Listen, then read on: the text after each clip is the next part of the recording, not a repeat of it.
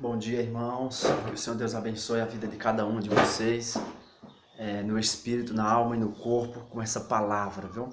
Eu peço perdão aos irmãos ali, a administração ali lá em Juízes 6, a continuação, a qual não houve ali, houve um pouco de mudança. Acabei não enviando a parte 4 ali da palavra de Deus, ali falando sobre Gideão, sobre Sansão, a qual ali terminou o áudio, a qual eu ia falar, a qual eu ia enviar aquela parte ali. Peço perdão aos irmãos aí de não ter dado certo, porque mudou os rudimentos, mudou a trajetória, vamos dizer assim, da vida cotidiana a qual também estou vivendo, viu? Que o Senhor Deus abençoe as vossas vidas, querido, com a palavra de Deus. Vamos ler, alimentar a nossa alma com a palavra de Deus lá em Lucas, no Evangelho de Lucas, no capítulo, deixa eu me encontrar aqui, me achar, no capítulo 21, no capítulo 21 de Lucas. Estou um pouco perdido aqui, mas vou me encontrar, irmãos. Capítulo 21, no versículo 45. Agora me achei, irmãos, que diz assim, ó.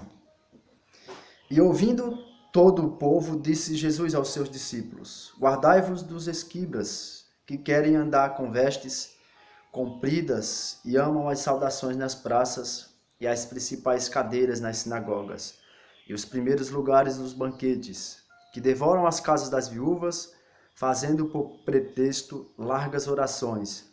Estes receberão maior condenação. Graças a Deus pela palavra, irmão. A paz do Senhor Jesus seja no seu coração, no seu espírito, na sua alma. Vemos aqui o Senhor Jesus Cristo falando sobre os escribas, sobre os fariseus. Se nós for ver no livro de Mateus, no livro de Marcos, nós estamos vendo ali que ele fala sobre os escribas, sobre os fariseus. Aqui ele está falando sobre os escribas. Em outros idiomas e outras escrituras, em todos os textos, nós vamos ver que também está os escribas, os fariseus e os saduceus.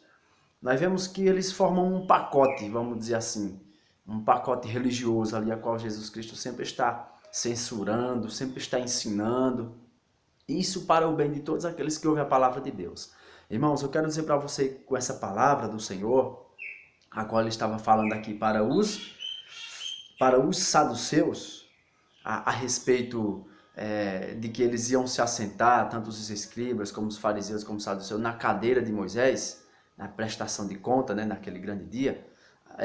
Ele estava falando da ideologia, daquilo que o ser humano está convivendo diariamente. Uma cultura, vamos dizer assim, totalmente religiosa e ao mesmo tempo misturado com paganismo e com sexismo e com os rudimentos diários que nós estamos convivendo nesses últimos séculos que nós estamos vivendo, sobre as nossas vidas, sobre a nossa faixa etária aqui nesse mundo que nós estamos convivendo, ainda que o Senhor Deus nos deu mais um dia hoje, viu? E Jesus nos ensina aqui sobre os escribas que eles faziam pretextos, largas orações nas casas das viúvas. Eles também eles enfardavam-se a si mesmo também, com muitos deveres dentro do templo, ou seja, da igreja, e nem eles mesmos colocavam-se em prática. Jesus Cristo nos ensina nas Escrituras, lá em Mateus 23, que nem só com o dedo eles querem mover-se para poder ali acontecer aquilo que eles faziam. E a palavra nos ensina também que eles falavam, mas não cumpriam aquilo que eles falavam. Ou seja, eram só de boca, não era tipo uma vida mesmo cotidiana na prática da palavra de Deus. E Jesus nos ensina também aqui nas Escrituras sobre os saduceus, que eles gostavam das saudações nas praças. Eles gostavam de se cumprimentar. O que é praça? Praça fala de público, né? Ou seja, público, eu estou aqui dentro de casa, se eu sair lá para fora da rua já é público, já é rua. Já estou no lugar público, a qual ali muitas pessoas estão passando.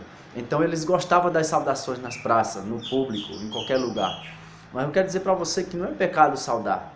Jesus Cristo nos ensina lá em Mateus, no Evangelho de Mateus, que por que vocês saudam a vocês mesmos e não saudam também ao irmão que está do lado? Não fazem assim os publicanos? Por que só saudam a vocês mesmos?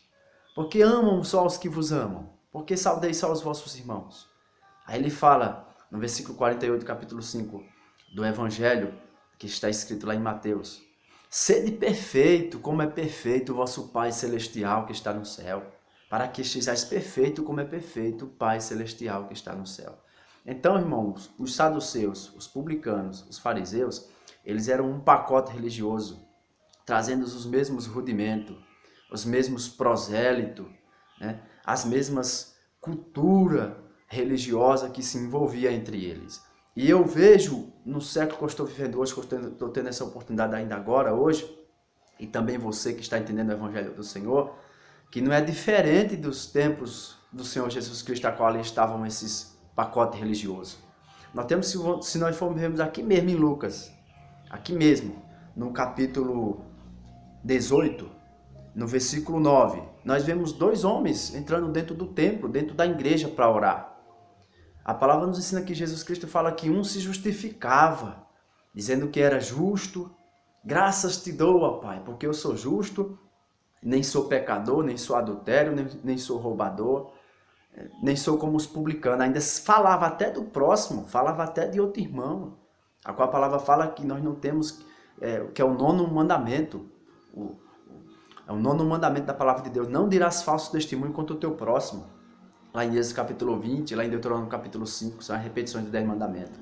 E ali, além dele estar orando a Deus, dizendo que não era roubador, não era adultério, ainda falava do irmão na oração, dizendo: nem sou como esse aqui. Imagina aí, não sou como George, mentiroso, tá tomando a palavra de Deus em vão. Irmãos, Jesus tem um propósito na vida de cada um daqueles que ouvem a voz do Espírito Santo. Se você for ouvir as vozes, querido, que estão no exterior, na aparência, isso vai te enganar. Mas se você ouvir a voz da palavra de Deus, não vai te enganar, querido, muito pelo contrário. A palavra nos ensina que o vento não sabe de onde vem nem para onde vai, mas ouve a voz. Então seja como o vento, querido. Você não sabe de onde você veio, nem para onde você vai, mas você ouve a voz. E se você ouve a voz do Senhor, você tem um rumo a andar na presença de Deus. Não importa os tipos de pedra que te apredejam. Se lembra da mulher adulta quando nós falamos em pedra, né? Mas isso já vem antes ainda do Antigo Testamento, da Antiga Aliança. Muitas pedras. Olha a pedra angular, a pedra preciosa que sustenta a parede, a pedra que está na esquina. Foi apredejado com tantas palavras, com cuspe no rosto, com esbofete, dizendo: se tu é o Cristo, desce daí, salva a ti mesmo e a nós. Tu disse que ia edificar o templo em 3 dias, nós construímos com 46 anos, agora vem tu e quer edificar em 3 dias. Não sabendo eles as escrituras do que se tratava daquela pedra angular que estava ali na esquina, que era o Senhor Jesus. E a palavra nos ensina que ele nos edificou como pedra também. Pedro mesmo ali, Jesus Cristo falou: tu és pedra. No grego, um fragmento de pedra. Mas esse fragmento expandiu a humanidade com a sua palavra, com os seus testemunhos, com a sua vida. Não olhando eles para a aparência, para o exterior. Mesmo andando em aparência, o apóstolo Paulo repreendendo a Pedro ali, rigorosamente, né? Ele querendo converter o irmão ali, fazendo as mesmas práticas, pagando o irmão, os mesmos rudimentos. Apóstolo Paulo: nós nascemos dessa natureza, porque nós nascemos daqui, nós não somos que nem ele. Mas ande, o apóstolo Paulo fala: quando eu vi que não andava como está nas escrituras, o apóstolo Paulo olhou logo para Jesus. Então olhe para Jesus, querido. Não fica olhando não os defeitos do irmão, o defeito da irmã. E se olhar, se notar, prestar atenção, então vá orar pela vida dela. Mas não faça, pelo amor do Senhor Jesus Cristo, que nem os escritos, que nem o fariseu. Porque o fariseu vem de uma linhagem farisaica, que olha para o outro, para os rudimentos, para o sexismo. Jesus Cristo fala que eles gostavam das vestimentas até os pés, ou seja, andando por veste, porque o irmão tá com uma vestimenta mais bonita que o outro, porque o irmão tá com uma veste que é de marca. Meu querido, isso aí é tudo é uma coisa que vai passar na sua vida. É uma coisa que nosso corpo precisa de. Jesus Cristo fala para não se preocupar com veste, porque ele já sabe que nós precisamos de se vestir, para não mostrar nossas partes do corpo, para não fazer o outro irmão pecar, nem mesmo nós andarmos escandalizando de qualquer maneira, que nem está na palavra, né? Ou seja, sem pudor. Então, irmãos, Jesus Cristo censurava. Jesus tinha muita paciência com os publicanos, com os pecadores. Eles sentavam, comiam junto. Mas com os religiosos, Jesus ele não tinha paciência, cara. Ele chamava de víbora, serpente, sepulcro caiado. Jesus chamava rigorosamente ali, ele açoitava rigorosamente, porque Jesus não tinha paciência com os religiosos, que olhava a aparência do outro. Nós se lembramos logo de Samuel, né, ali quando foi ungir a Davi, né? Então note, ali está falando da natureza humana, né? Está falando do homem que olha a aparência, o exterior. Mas se você for ler aqui na palavra de Deus, pelo evangelho de Pedro, querido, São Pedro, ele fala que Deus olha o coração, o interior, no coração manso, do coração, do espírito manso, quieto, que agrada a Deus. Não olhais os rudimentos de pedras preciosas, os colares, as vestimentas.